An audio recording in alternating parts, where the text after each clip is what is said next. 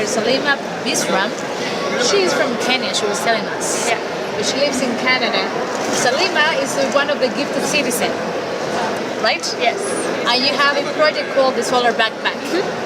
Salima, can you tell us a little bit more of your project? Yeah, so I grew up in Kenya, where I noticed that a lot of children didn't have electricity, and the lack of education was a big reason why the poverty cycle was perpetuated. And so when I asked or did research on why kids are not making it into secondary school, it was because of the fact that they didn't have electricity.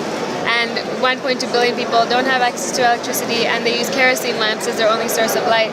And kerosene, as we all know, is carcinogenic. It causes numerous health issues. And families living under $1 a day spend 25% of their income on kerosene every month. So I decided to look for a solution within the realm of electricity because it is a huge problem. It affects education, health, and economic development. So the Soular BackPack is exactly what it sounds like. It's a backpack with a solar panel on it. And as kids walk to school every day, usually 2 hours in Africa, it gets charged by the sun, and they come home and it connects to an LED lamp that comes with the bag, and they can use it to study every night without the use of kerosene.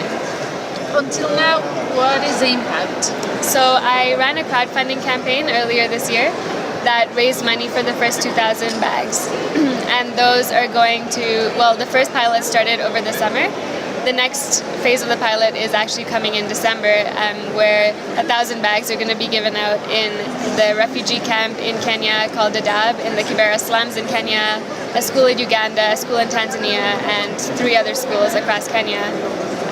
There have been a few NGOs that have come in and started to place orders, but what I'm really focusing on right now is social impact assessment and continuing to prototype the bag and make sure that it's exactly what the community needs, and make sure that it is a solution that is actually making a difference. How many hours there are, like, the backpack is being charged during the walk? Yeah. The children to school and then they go back.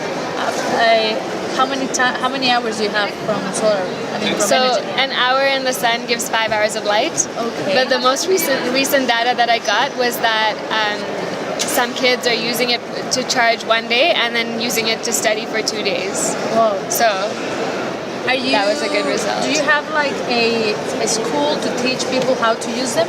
Yeah, there are actually community workers working on the ground right now, doing family visits, going into the houses, talking to the parents, and we're trying to take a 4-pronged approach between the community health workers, the parents, the teachers, and the children themselves to try and get the impact from all 4 different angles.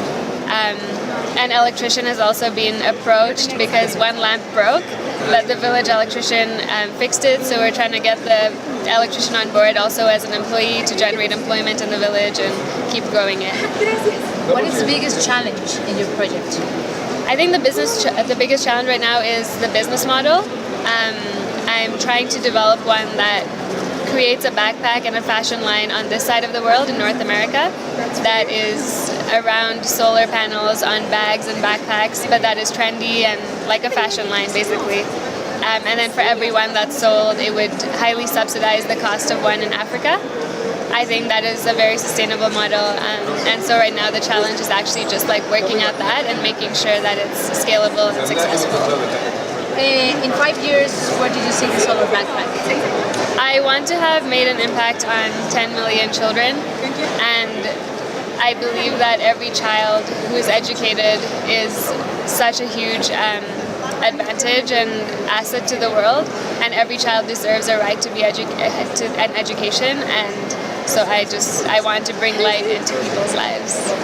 You're really changing people's lives. Can you send a message to them, like for the people that also want to change the world some way? Yeah, I think the biggest thing that I can say is to take risks, and all of us have something that we're passionate about, so just do something about it and don't let anything stop you.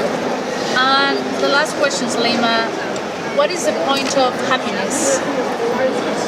The point of happiness is to be at peace with yourself and be happy inside you so that you're able to bring to the world the best that you can be, and you can bring positivity and be able to create change.